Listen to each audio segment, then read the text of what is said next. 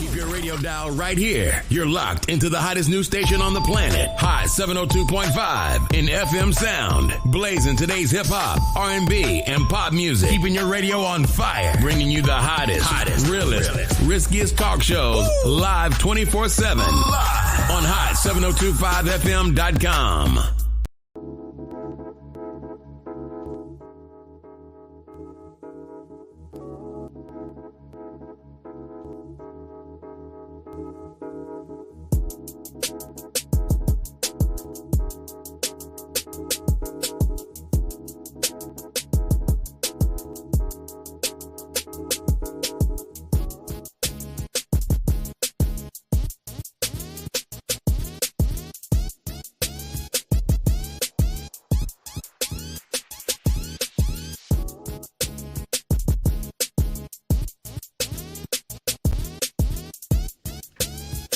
Hey, what's happening? Welcome to the Comedy Cypher on Hot 7025 FM. You are joined by me, the comedian Ardie Hollingsworth, your host for the Comedy Cypher. We are in the holiday season, so we are pre-recording the show. And hopefully I have a special guest for you guys. And the reason I say hopefully, I'll get into that story here in a second. But I'm joined by Big E in the studio. I am she. She is she. She got her shoulders out today, Saints. All right, got her shoulder meat out today. Mm-hmm. Got the dimple that's working. I put lotion on them, too. She put lotion. She handed me some lotion, too, because I walked in here, my ankles. I got my ankles out exposed. I would show y'all, but I'm not that flexible. Had my ankles out today. It's a nice sunny day. I was feeling confident. I got these little crop pants on. My ankles out. My ankles were ashy. Mm-hmm. So, as any big homie, big sis would do, as soon as I came through the door with the ghost dad looking ankles, they was white and chalky and ashy. She expeditiously handed me this little bottle of lotion with no label on it. She done made it herself. I did not. This could be mayonnaise, it could be lotion, it could be face moisture. It's all natural coconut lotion and coconut oil. Oh, I gave you some extra. Extra, because I needed it. That's just for the purse. See? The extra, lubrication. Is this a brand or is this your own concoction? Called Rapture. It's a vegan, all natural. Look, women be knowing their products, man. Shout out to you, my wife. Y'all be having products. Their soap is really good too. Let me tell you the difference. I guarantee if you ask 100 men what's the difference between lotion and face moisturizer, they would not know. Because they're using the same thing. Yeah, that's why you have a wife. Out the shower, like That's why you have a wife. Because my husband has the moisturizer. The first of all, the wash in the shower. Yes. The body wash. Okay. The different hair products, all natural. For, the curls. Probably from a black-owned place. You know it. Look at this melanated queen, Saints. you know Just it. 360 with it. Right, the all-natural lotion. I had to switch it. I just had to switch it up, though. He didn't know. It just got switched. You probably got the beard oil and everything. I do. He does have beard oil. Good for you. Me, myself, I just came outside regular. You I don't use lotion. I do. I actually do. I have a suite of products myself. Let me not play myself.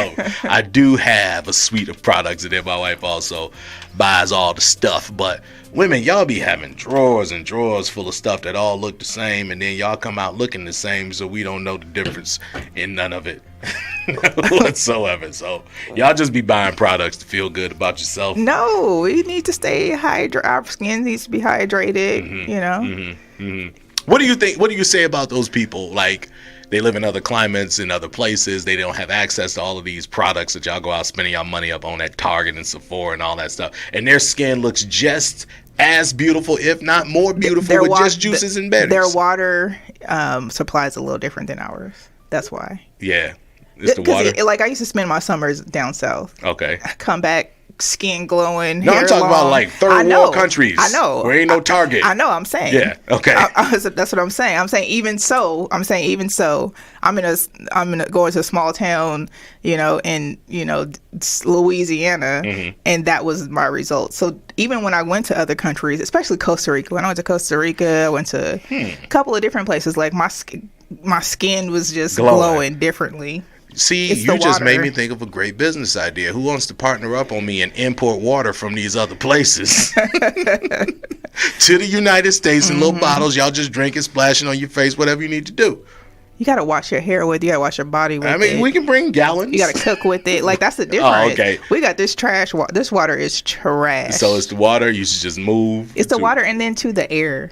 Okay. Like, humidity is helpful for all of those things. Your skin, for your I don't know. I think hair. maybe more on a deeper biological level, it has something to do with something. I mean, because you I'm can't talking eat about like McDonald's every day either. Yeah.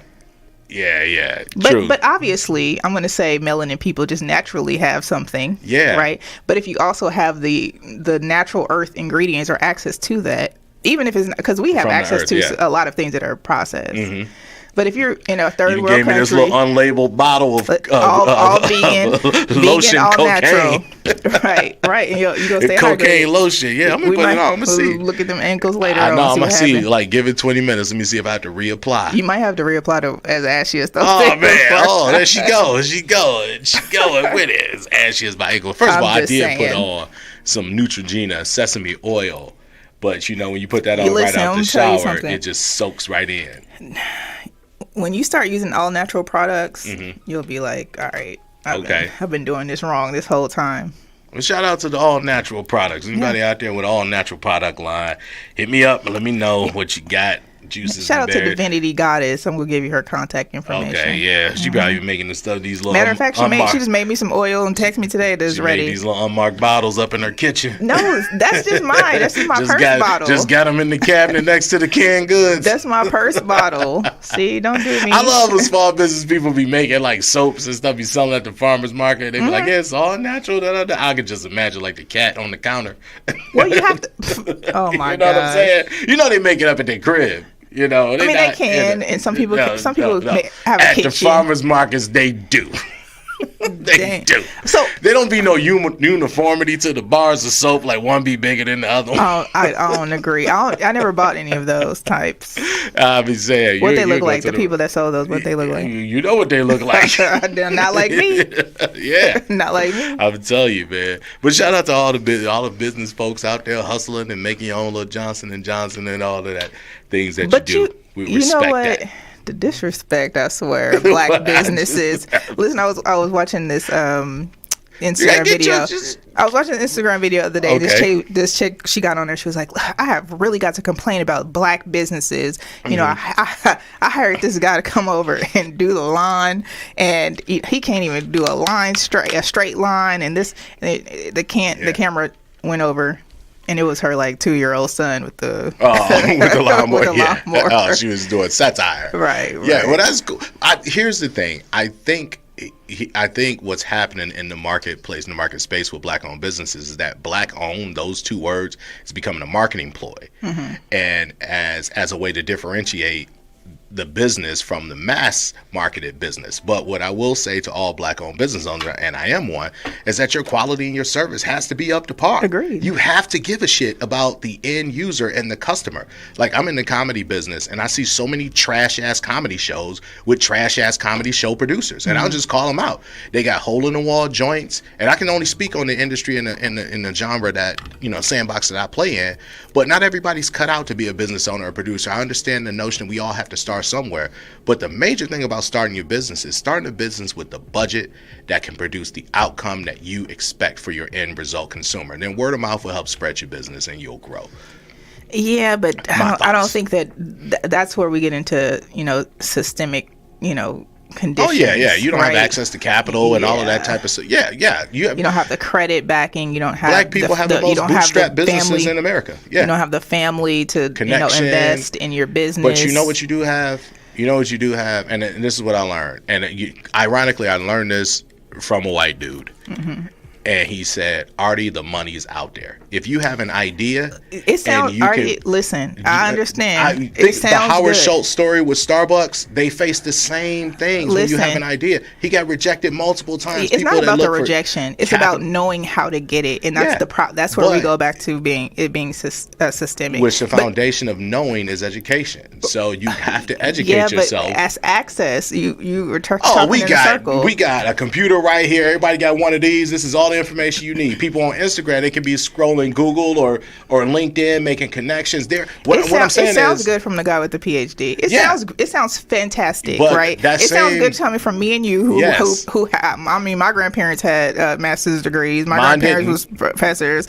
But I'm saying, you are a professor, right? Yeah. I am college educated, but I'm saying we had different we had projects in the hood of Detroit. Listen, so what I'm saying is, I concede your point about the access, the limitations of the access to the information, to the connections that you need. I concede that point. Well, I 1000% agree with you. All I'm saying is, and we're not disagreeing on this, all I'm saying is that the access and the information and the resources are there. So I say that to not plant a seed of discouragement into the mind of a person who doesn't have it readily accessible and available to them. That those things are out there, and I don't want you to just, kill your dream because you don't, Jay-Z not your cousin, or well, you're Jay-Z not. didn't give his cousin $5,000. And I don't blame him for not giving him that money because his cousin probably gave him an idea and not a plan. He probably pitched him an idea on the love that I'm your cousin. Yeah, but why not help him with the plan? But you can help him with. Maybe he wanted him to go back and understand how serious it is. We don't know, so I don't even want to speculate on that situation. We don't know the nuance of the conversation, but what I'm saying is, if Jay-Z is your cousin, right, and you really want to do, let's say, for instance, you want to be a media mogul, you want to open, 25,000 radio stations, whatever that is, whatever your idea is.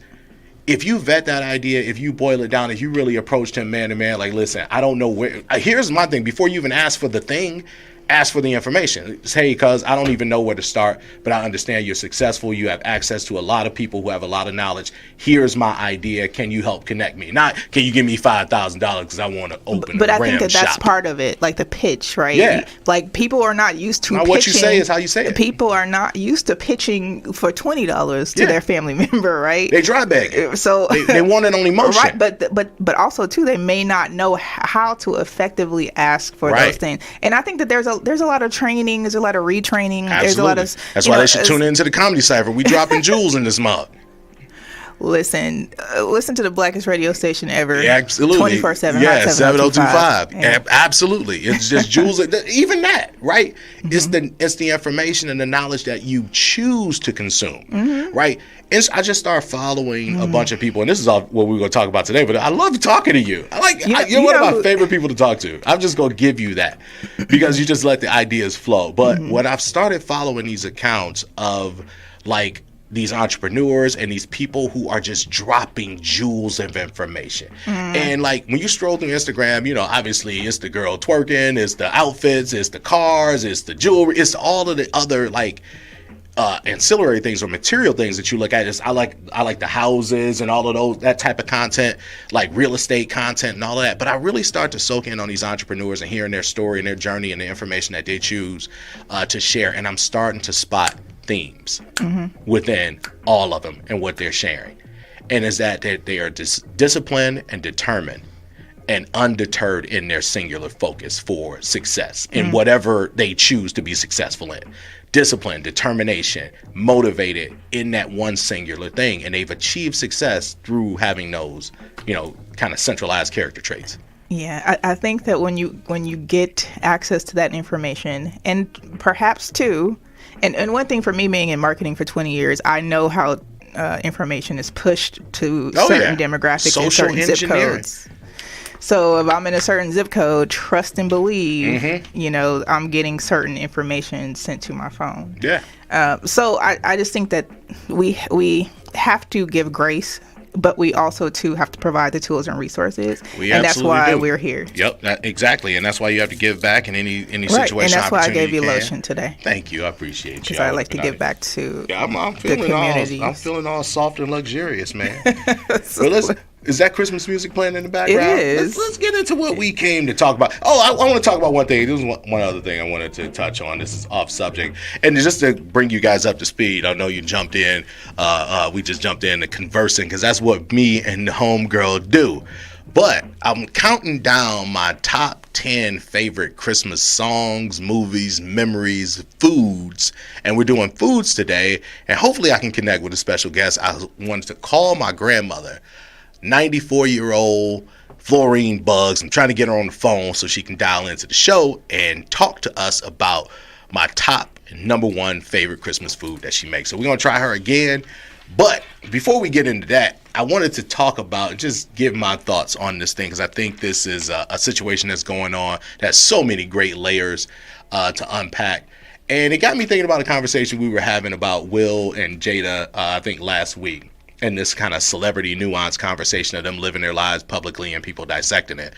And a situation happened this week with T.I. and his son. I think it was Sunday at the football game, and went viral, them arguing with his mom. And I got the same Will Smith-ish vibes. Like, why are y'all putting this shit out on? Well, it was not y'all. Yeah, or He's whoever put it out there. He's a kid. He went live. He's a kid. He's a kid. How old is he? I think he's like, he might be 19 or 20. 18, 19. So, yeah, young man. He's a boy. A young man.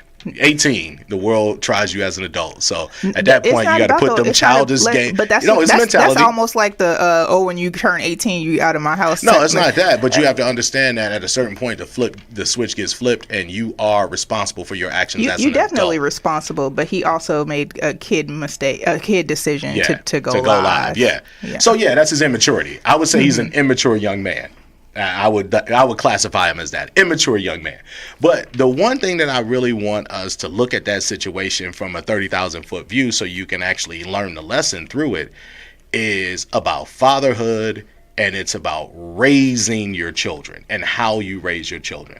Because we can easily look at this young man as going off the rails or going rogue, but we should also backtrack and see how much mentoring and pouring into this young man over this 18 and 19 years of life that his parents have actually done. Because what took me aback with that situation is I could never imagine a day where I have two daughters. They're 13 and 10 years old. My oldest will be 13 in January. I can never imagine a day, knowing the life and love and the parenting that we've poured into one of our children, that we would ever have that type of conversation. So that's the thing that really struck me as strange, that there was no respect for... Were you a drug dealer? Was that... Were you a drug dealer? No. Did you sell AK-47? No. Like 20 of them? No. Out of your trunk? No, and that's my point. I'm just trying to understand, because we're going back to systematic situations. Yes, that's the point that I'm making. I'm not blaming the child. Okay. I'm talking about the mom and dad, because I was going to get to that.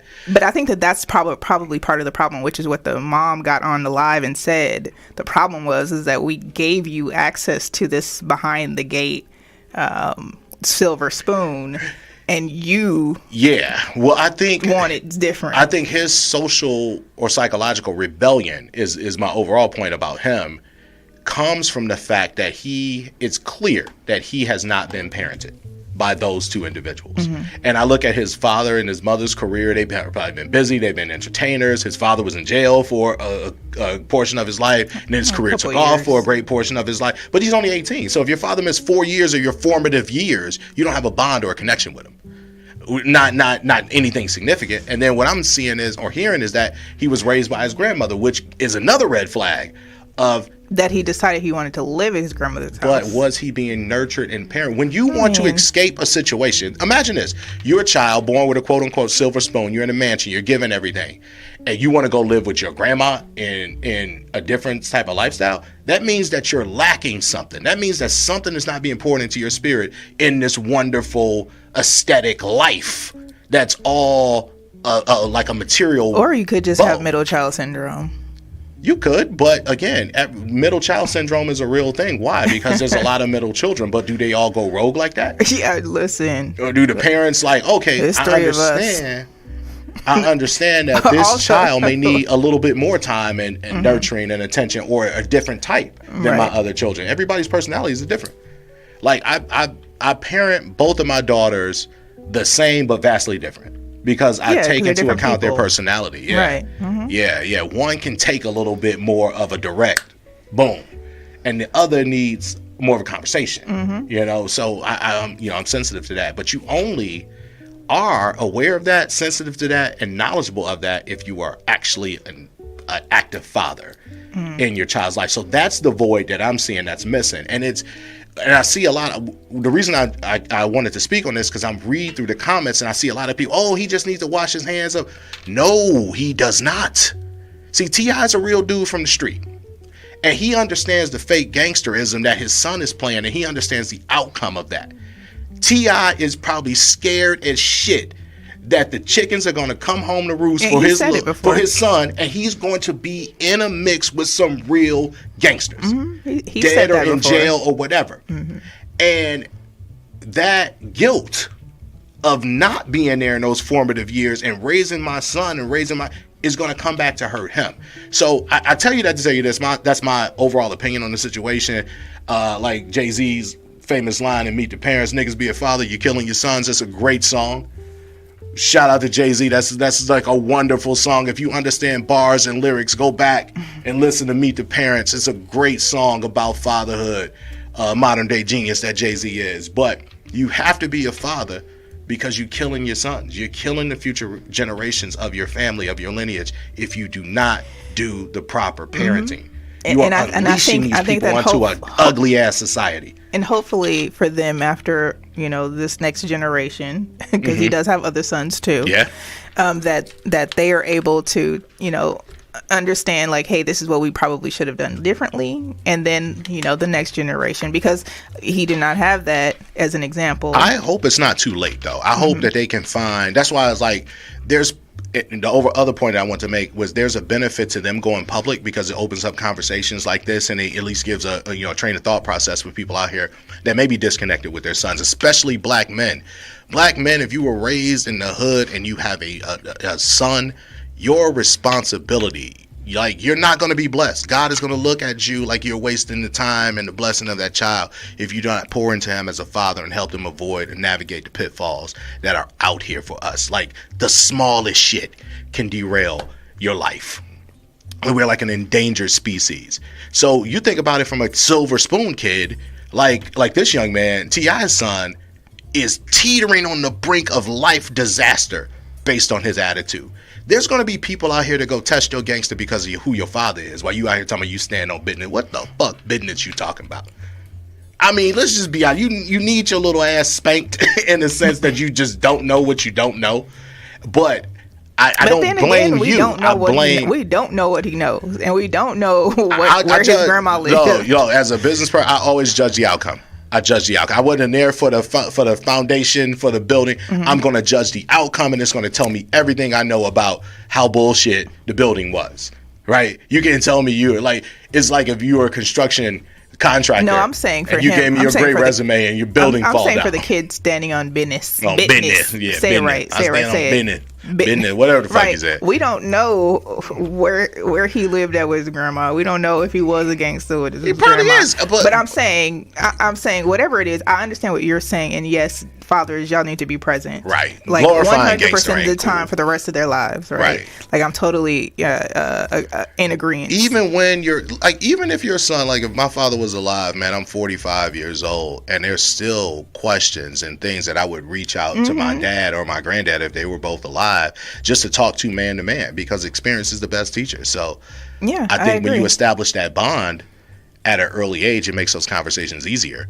I literally just had that conversation with my sister the other day. It was like, you know what? I really wish, my mom or my grandparents were here, because there's something that only, women can give you advice for.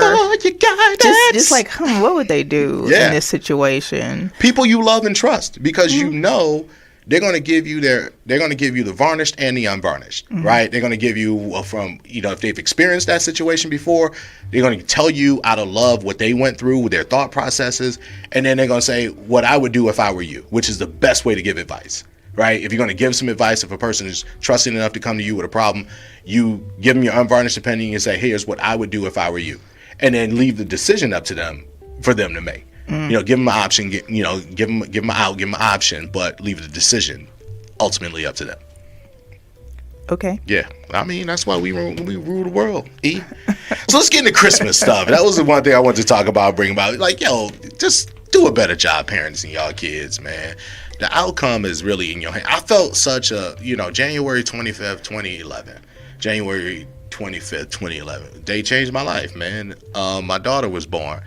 And I stayed up all night just looking at her lay in the little plastic crib that they have in the hospital. My wife was there sleeping. And it was it's one of those seminal moments in life where you feel like you became a man. because, I had been married, I had been in business, I had accomplished shit, master's degree, I accomplished all type of shit. And I'm looking at this little, baby wrapped in this sheet. And I felt such a sense of responsibility for her life, even more so than mine and my wife at that time. I'm like, God gave me this beautiful, wonderful blessing. She's healthy. She's happy. She's here. My only job is just to not fuck it up. It's a lot of pressure. It felt like a lot of pressure, but I took on the challenge with a level of excitement. Mm-hmm. And it was about the love journey. I was out shopping with her yesterday for Christmas, and I look at, the young women that my girls are developing into, and I'm just so proud of, the effort that we put in, myself, my wife, and I, because this is a joint effort. And then for them as well to just listen and soak in the knowledge and grow into just great young people. Mm-hmm. And I'm so proud of her. She's out making decisions and talking about life things, and she's about to be 13. It's this wonderful little person mm-hmm. that I felt like I had some part of in raising, is just leaving a great mark on the world. And I tell her with her, and she's one of my favorite people in the world. Even if she wasn't my daughter, I was like, oh, this young lady is pretty spectacular. Yeah. Mm-hmm. I tell her all the time, I aspire to be like you. Her heart is pure mm-hmm. about the world. Mm-hmm. She sees optimism and hope in people, and she has a level of sophisticated intelligence where she sees the bullshit too, where she's not going to be manipulated. Mm-hmm. But her love for humanity and love for other people and compassion and care is it's a beautiful thing to see. So shout out to you, baby Rooney, my girl Cameron. Cameron got to be on both of them. We have to have them on the comedy software. We got to get them up there. Yeah, I want my second daughter, Parker. I call her McLovin. I really think she should be a DJ and a party host. I want her to take some DJ lessons and we have free DJ classes. I know. Well, it's not. I approach the idea with my kids, but I don't push them into anything. You just say, hey, for instance, my nephew. So we already had the DJ classes, and I called him. I'm like, hey, we have these DJ classes that are coming up. Are you interested in participating? Mm-hmm. And he was like, okay, I'm gonna think about it. I'm gonna get back to you. Okay. Check my schedule, right? So then he FaceTimes me back, and he's like, yeah, I'm gonna go ahead and go. I'm gonna commit to being there every Saturday. Oh, that's what's up. So what time Saturday? That initially it was 8 a.m. on Saturday. Okay. 7. I think it was. Well, let me know. I'm gonna bring my baby McLovin down. We'll probably redo it in January. All right. This session's over, but we gonna get everybody graduated. Here. Kids are out here DJing and stuff. So Rooney is one of my favorite people in life, and my other favorite person in life I'm trying to get on the show. I'm gonna try to call her again. It's my grandmother, Florine Buggs. Hopefully she pick up the phone, because I am counting down my favorite Christmas foods today. We had a bit of a controversial list last week when we were counting down my favorite Christmas movies, and I had Trading Places #1, Die Hard #2, and I had some pushback from Big E, had some pushback from my wife. Home Alone was #3. Wow. And then Preacher's Wife. Preacher's Wife. Yeah, I had Preacher's Wife at #10. Yeah, that was disrespectful. But we did decide through the course of the show and through your my grandmother didn't pick up the phone. You know what? Granny ain't got time for you today. She ain't got time for me today. I was like, I'm gonna do the show without her. I was trying to get her on the show so she can talk. I'm gonna try again when I get here. I was gonna do the list from 1 to 10 because I'm gonna have my grandmother on the show, but I'm gonna do the list from 10 to 1. I'm gonna build the excitement for that #1 slot. And then hopefully we can get her on the show by then. All right. So my top 10 Christmas foods. Again, my list, your list might be different. All right. I'm going to check it. For sure is going to be different. I'm sure you're going to have some vegan, natural. No, you know what? No, nothing vegan. I'm not a big meat eater. Okay. At all. Sometimes I might want a chicken wing here and there, but chicken wing, you should feel special. Sometimes you want to rock with you. Sometimes I have to picture. Sometimes I'll picture the chicken in my head. That's why I can't That's why I can't mess with turkey. Yeah. It's a whole turkey. No, we're good. That little thing was just running around somewhere. See what happened when you grow up privileged, like T.I. son. Listen, you bougie about food. Listen, my family made chitlins. Let's put you over there in one of them countries where you get the good water for your face Listen, from? My family made all that stuff. I never tasted chitlins. I never even tasted peach cobbler. Before. You never tasted peach cobbler? And apparently my grandmother made the best peach cobbler. Yo, it's like cooked fruit. I don't like cooked fruit. Let me put you on, Saints. And if not you, Big E. I tried it for the first time. The Patti LaBelle pie, and actually I got the peach cobbler the other week with ice cream. I spent a week every night eating peach cobbler a la mode. It was so good. Well, real quick, shout out to T's Country Bakes. Okay, so my birthday was on Saturday. She made me some German chocolate cupcakes. Ooh. And some sweet potato pies. And smashing. Yeah, probably got an extra couple pounds up in here. T's gonna get They're you so thick. delicious. T's gonna get you thick. That's what T's stand for. Get you thick with these pies. T's, you better hook your boy up. Cut me a check for that free marketing. T's get you thick. Where's T's? Where can I find T's? In case I want to get me some. You can go on all social media platforms, T's Country Bakes, and then T's you can order from there. All right, and she does have a ghost kitchen. Okay. I'm not cooking at home. Good, right? good. Yeah, I'm gonna holler at her. Did she got them big mama arms with that extra flappy she's meat? Super skinny. Oh, this is a new one. I usually only trust chicks with the big mama arms when they out there cooking. Yeah, no. She's skinny and she out here making good cakes. She eat like a mofo too. Dang, I need your metabolism, T's. Tell me about it. All right, T's, and let me help you out here on that stuff. Not even. That's the thing. Really? Not even. Oh, She's always been like T. that since we were kids. Oh, y'all grew up together? It's my cousin. Oh, okay. Yeah. What's up, cousin T? Yeah, what's up, cousin? Cousin T, you better bring some goodies down here to the station for your boy. I want to get thick. And she usually does give away Christmas baskets too. Okay, T's, pay attention to the list. Does she make food too or just desserts?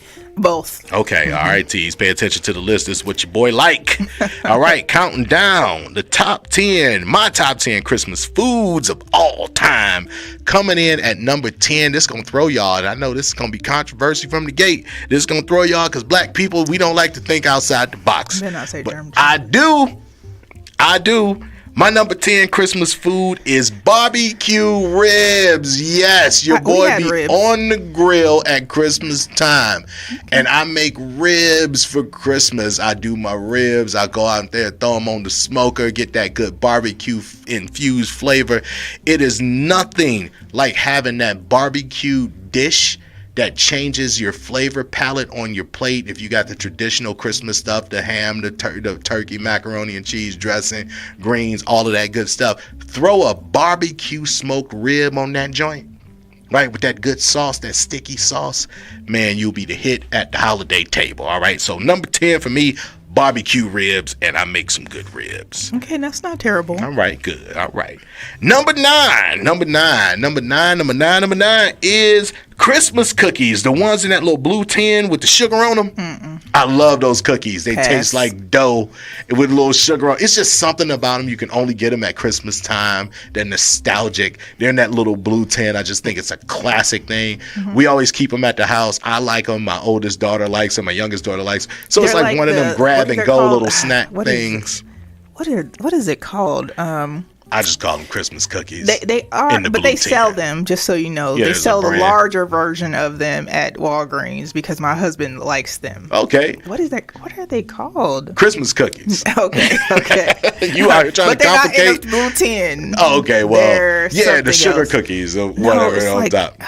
Gosh, I can't think. I'll think of the name of it in a minute. Okay. Number eight. I like lemon stuff, and you're going to hear a theme with the lemon stuff. So I like a lemon crunch cake at Christmas time for my dessert. I like really simple desserts. I'm like a really good cookie guy. I'm not a dessert person. I don't like complicated, over the top, crazy desserts. I'm like a really well-made dessert guy. And I like something that's like sweet after a great savory meal. So like a good piece of like lemon crunch cake always does it for me. That's number 8. How about you? What's your favorite Christmas treat sweet?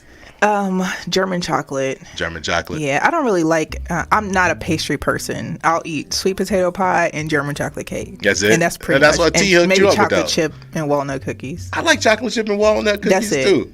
Like, I'm not a pastry person. Big E. You are my sister. I never, you know what? Apparently, my mom apparently made the best pound cake, lemon pound cake. Lemon pound cake. Oh, lemon pound cake. And I've never tasted it. Really? I've never tasted pound cake. Listen, shout out to your mom. This is two things we learned about your mom in a row. Your mom can sing and she can make pound cake. Your mom was a goat. She can cook, but yeah, like anything other than what I just said, I'm not. You gonna pass on it? All right. Don't have no sophisticated desserts when you invite Big E over. Yeah, and don't get me no cake for my birthday. Don't do any of that. You don't like birthday cake? I do not like birthday cake. Why are you traumatized from birthday cake? Let's unpack this. You're wearing all black. You're traumatized from birthday cake. Lay down. Show us where he touched you on the bear. It's the icing. Really? It's too sweet. You can get unsweet. You get whipped icing or I don't want none. I don't want any icing. I don't like it. You don't like. You just like regular plain cake. I think it's the texture. The texture of icing. That's how I feel about peach cobbler or anything with cooked fruit. Like it's not your thing. Mm-mm. All right, Big E. She's showing apple pies. I never had apple pie from McDonald's. Never. Really? Mm-mm. Get somebody else to do it.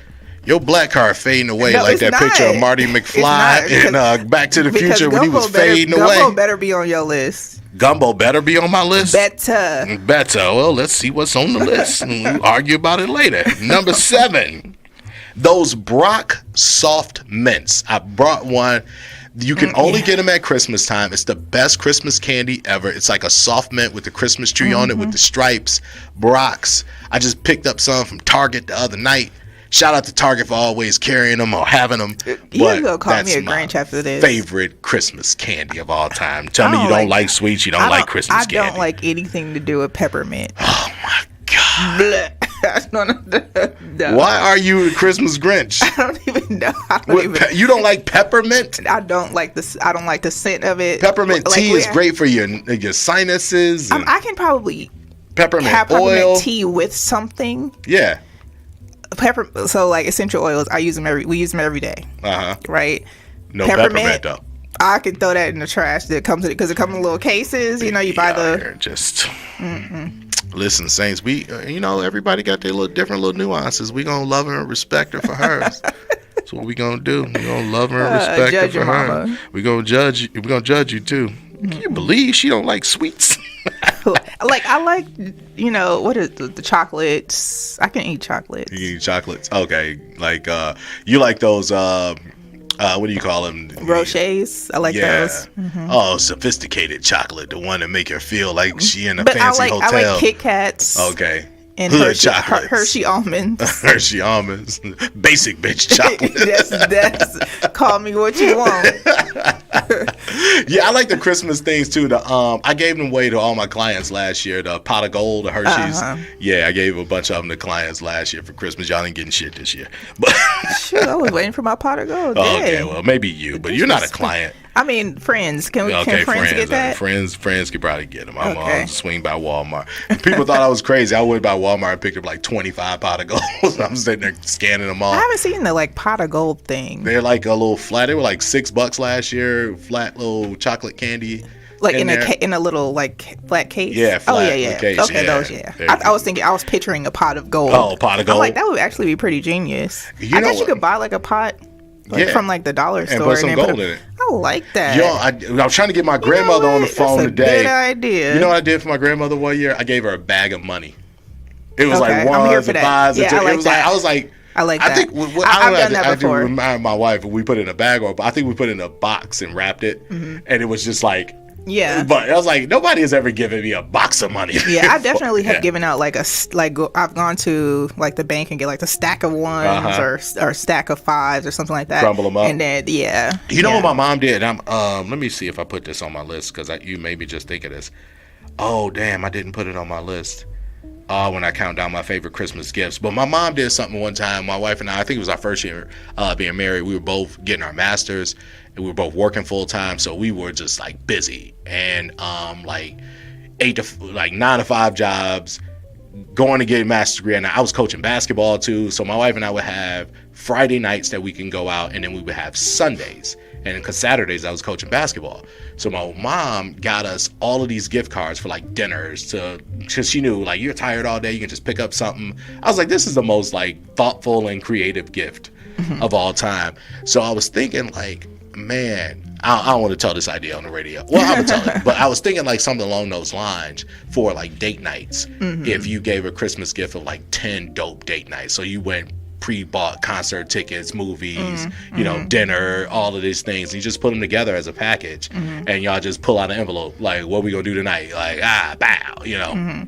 I think the purchase in advance for some things might be a little tough, trying to pull, but yeah, like dinner nights or movies, because you could buy like gift cards for those types of things. But yeah, I'm here for that. Get them a massage certificate, take them to the rub and tug, you know, all of that stuff. Freaky date night.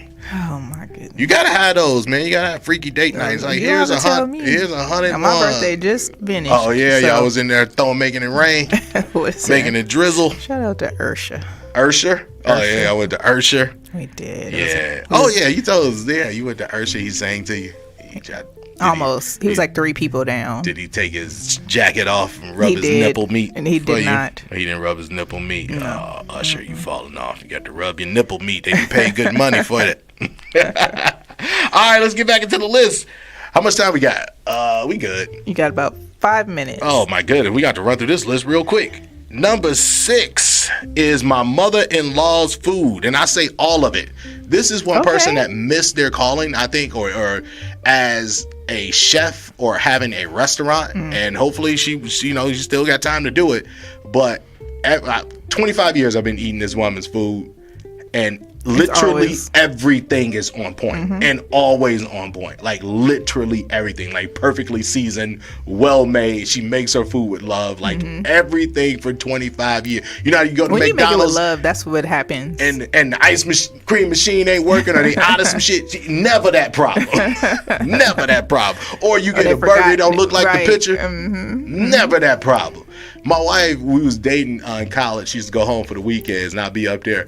And it was like Sunday night, she would come back with a bunch of food from her mom, and I would be waiting on the food more so than her. I'd be like, ooh, what she bring back this week? It was like a good-ass potluck present. So shout out to my mother-in-law, Juanita, man, and her ability to bake up things in the kitchen. All right, number 5. My mother and my brother's mac and cheese. So both my mother and them, recently my brother passed on. My mother made it, and she passed the recipe and the template down to my brother, and he used to make it. And we grew up. I don't know what they used to do with this, but we used government cheese in our macaroni and cheese back in the 80s, and it was so good. Like it was the kind of good macaroni and cheese that you ate as leftovers, like like for a couple of days after. You throw some of that little leftover ham with some of them brown and serve rolls with some macaroni and cheese, pop it in the microwave, it'd be a dope little snack. Like it had that sustainability, it had that bubble cheese layer on top. You know, it was always great, reheated, and they used to make it in the big aluminum foil pan. You just get that big spoon and dip in there and dip your some out. So shout out to Julia and Chris's macaroni and cheese. And number 4 is my mother's dressing. And notice I said dressing, saints, not stuffing. No. So it's blackity black household. We made dressing. And my mother's dressing. I remember the first time I saw a black person make stuffing, I was like, it was a stovetop boxes. It was just a chain of stovetop boxes. Listen. And the thing is, I don't even think it was me. I think my mom saw it in the trash and was like, what is really going Clutched on? her pearls. She was taking it back. Right. What is really going on? Like these nigga lights over here making stuff. Oh my goodness! Like you lose your full Negro powers when you make stuffing and not dressing, man. You Negro lights. Right? Shout out to your mama, man. Hey, your mama was like, abort mission. Right. She was like, and I remember that, and I had to be little. I had to be a little kid. I remember that. You kept the secret. I was like, what? What's your mama name? Carice. All right. Shout out to Carice. Carice wasn't playing no game. She looked in the trash can, let you know. I think I just caught her like, what? Like, you took right after. You like, abort mission. Right. I'm putting none of that on my plate. So my mother's dressing, not stuffing. My mother made the best dressing. Again, you throw it with the macaroni and cheese. You eat it as leftovers. You had that little cranberry sauce on top. That dressing was so good, man. My mama's dressing. Number 3.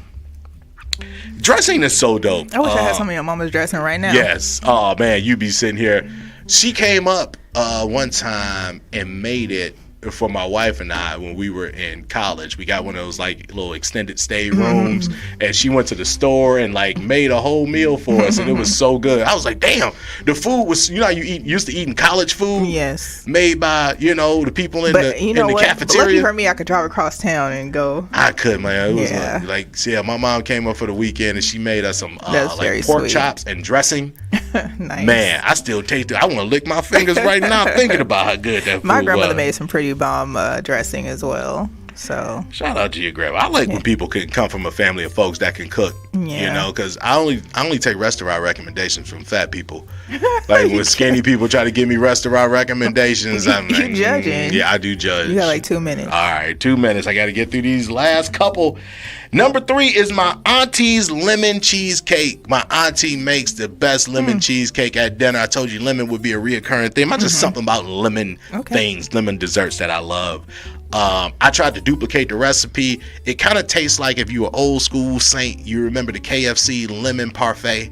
No. That's what it tastes like. KFC lemon parfait. Shout out to you if you know what I'm talking about. KFC, you need to bring that menu item back. It was the best thing you ever made.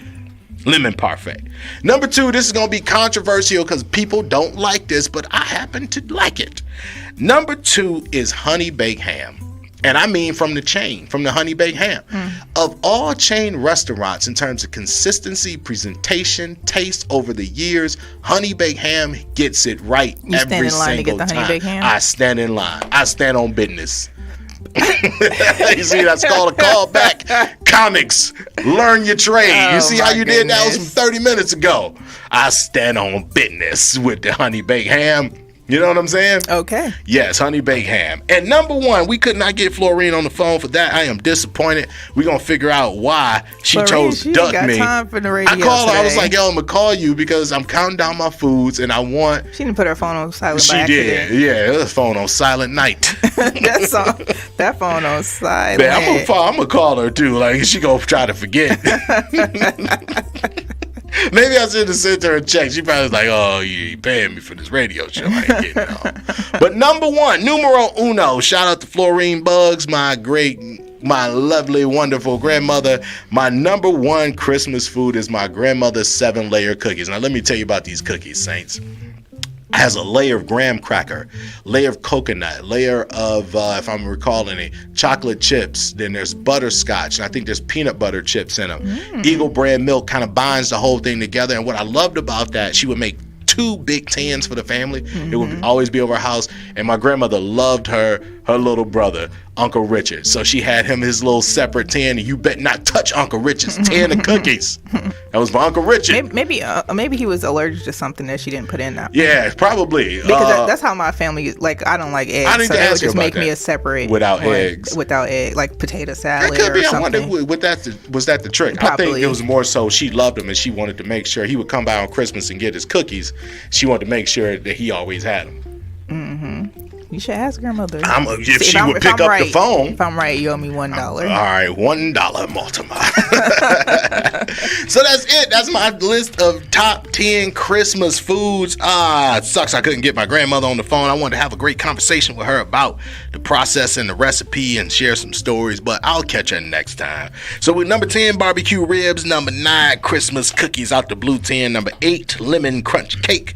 Number 7, Brock's soft mints. Number 6, my mother-in-law's food, all of it. Number 5 is my mother and brother's macaroni and cheese. Number 4, my mother's dressing. Number 3, my auntie lemon cheesecake. Number 2, honey baked ham. And number 1, my grandmother's 7-layer cookies. So happy holidays to you and yours. Join us on the next Comedy Cypher where we are talking about my favorite Christmas songs. We're going to play some Christmas music and favorite Christmas gifts of all time. Things that I've been given, things that I've given, things that I've received. So next time on the Comedy Cypher, you'll hear about that. Thank you for tuning in. Hot 7025 FM, and catch the next one. Feliz Navidad.